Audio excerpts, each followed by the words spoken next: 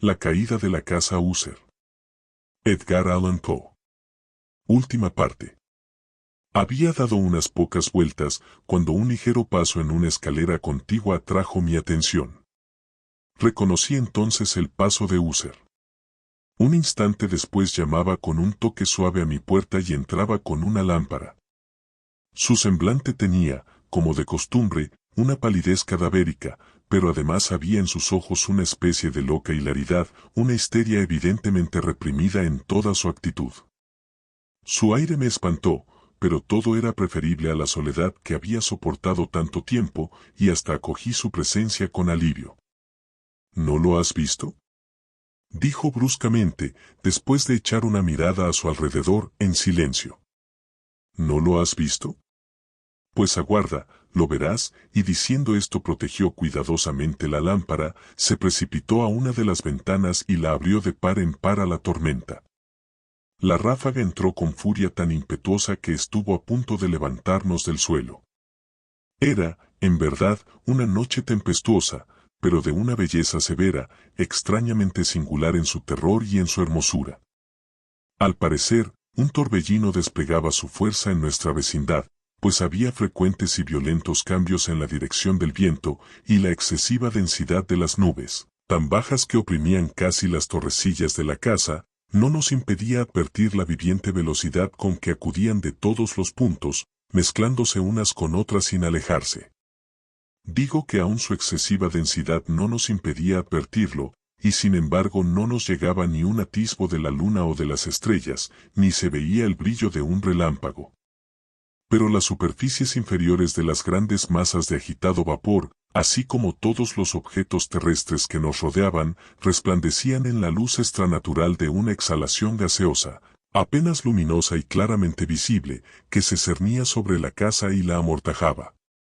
No debes mirar, no mirarás eso, dije, estremeciéndome, mientras con suave violencia apartaba a User de la ventana para conducirlo a un asiento. Estos espectáculos, que te confunden, son simples fenómenos eléctricos nada extraños, o quizá tengan su horrible origen en el miasma corrupto del estanque. Cerremos esta ventana, el aire está frío y es peligroso para tu salud. Aquí tienes una de tus novelas favoritas. Yo leeré y me escucharás, y así pasaremos juntos esta noche terrible.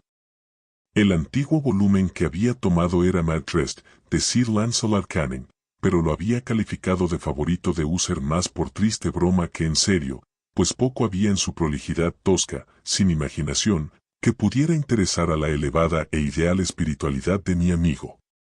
Pero era el único libro que tenía a mano, y alimenté la vaga esperanza de que la excitación que en ese momento agitaba al hipocondriaco pudiera hallar alivio, pues la historia de los trastornos mentales está llena de anomalías semejantes, aun en la exageración de la locura que yo iba a leerle. De haber juzgado, a decir verdad, por la extraña y tensa vivacidad con que escuchaba o parecía escuchar las palabras de la historia, me hubiera felicitado por el éxito de mi idea.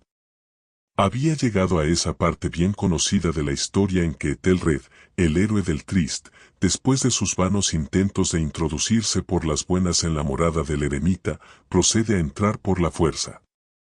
Aquí, se recordará, las palabras del relator son las siguientes, y Ethelred, que era por naturaleza un corazón valeroso, y fortalecido, además, gracias al poder del vino que había bebido, no aguardó el momento de parlamentar con el eremita, quien, en realidad, era de índole obstinada y maligna, más sintiendo la lluvia sobre sus hombros y temiendo el estallido de la tempestad. Alzó resueltamente su maza y a golpes abrió un rápido camino en las tablas de la puerta para su mano con guantelete, y, tirando con fuerza hacia sí, rajó, rompió, lo destrozó todo en tal forma que el ruido de la madera seca y hueca retumbó en el bosque y lo llenó de alarma.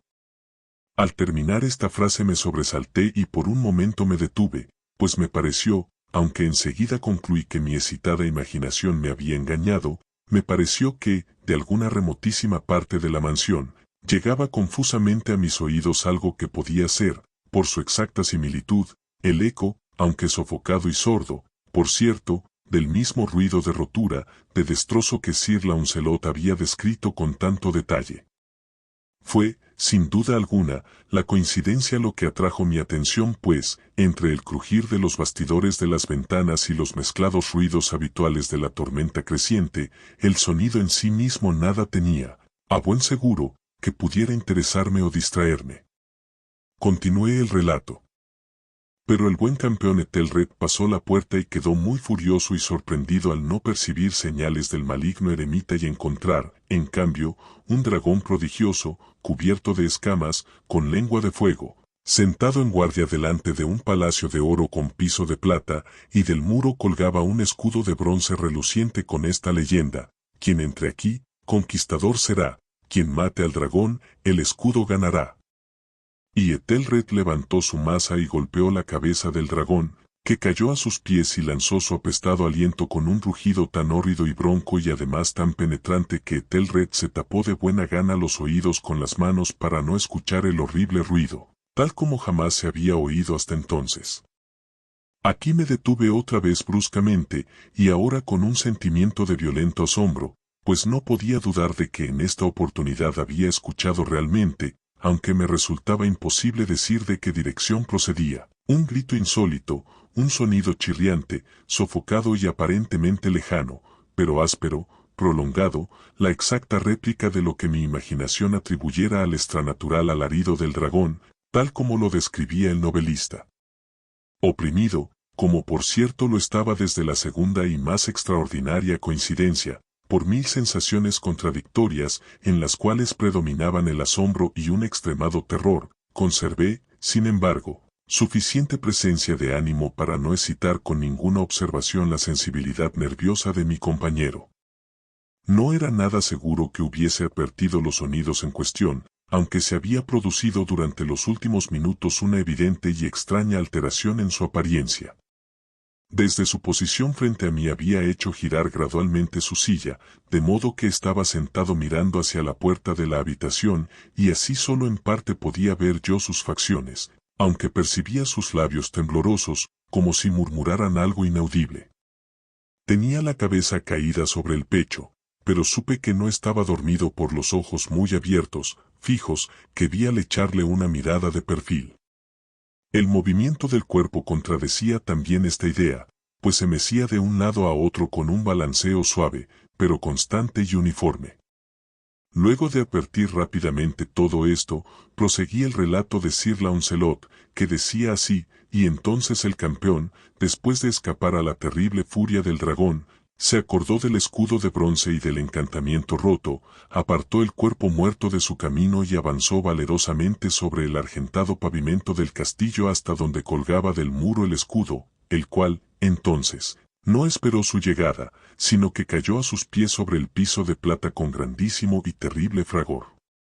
Apenas habían salido de mis labios estas palabras, cuando, como si realmente un escudo de bronce, en ese momento, hubiera caído con todo su peso sobre un pavimento de plata, percibí un eco claro, profundo, metálico y resonante, aunque en apariencia sofocado. Incapaz de dominar mis nervios, me puse en pie de un salto, pero el acompasado movimiento de Uther no se interrumpió.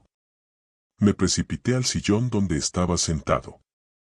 Sus ojos miraban fijos hacia adelante y dominaba su persona una rigidez pétrea.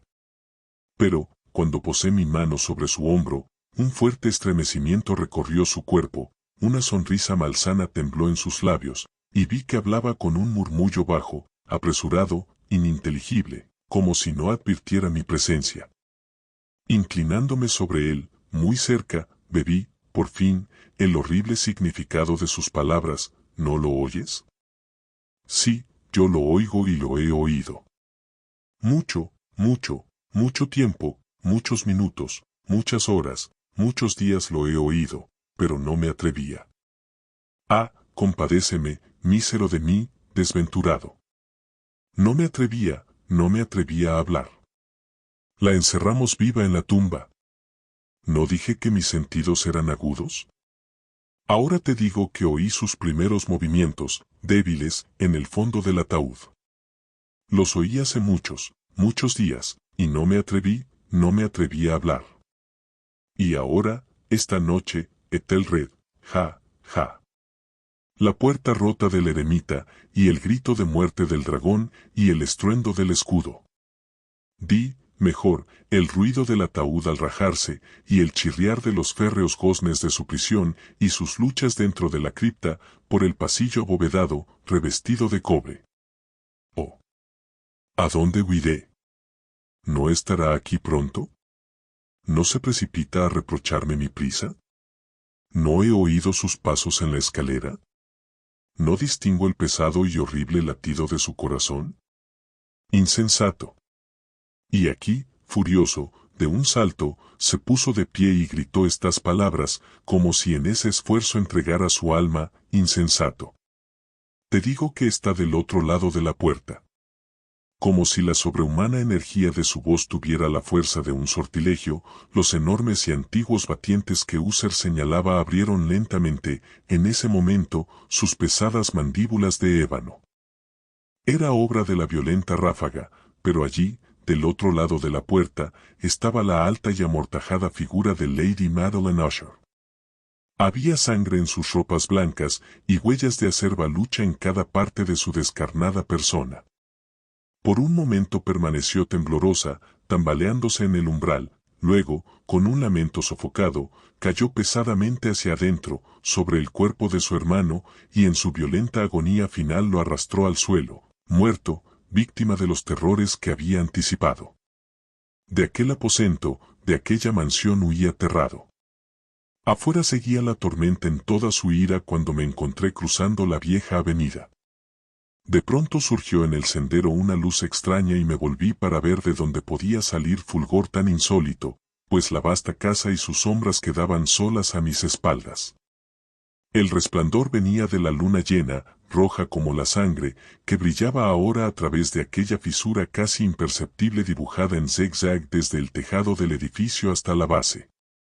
Mientras la contemplaba, la figura se ensanchó rápidamente, pasó un furioso soplo del torbellino, todo el disco del satélite irrumpió de pronto ante mis ojos y mi espíritu vaciló al ver desmoronarse los poderosos muros. Y hubo un largo y tumultuoso clamor como la voz de mil torrentes, y a mis pies el profundo y corrompido estanque se cerró sombrío, silencioso, sobre los restos de la casa User.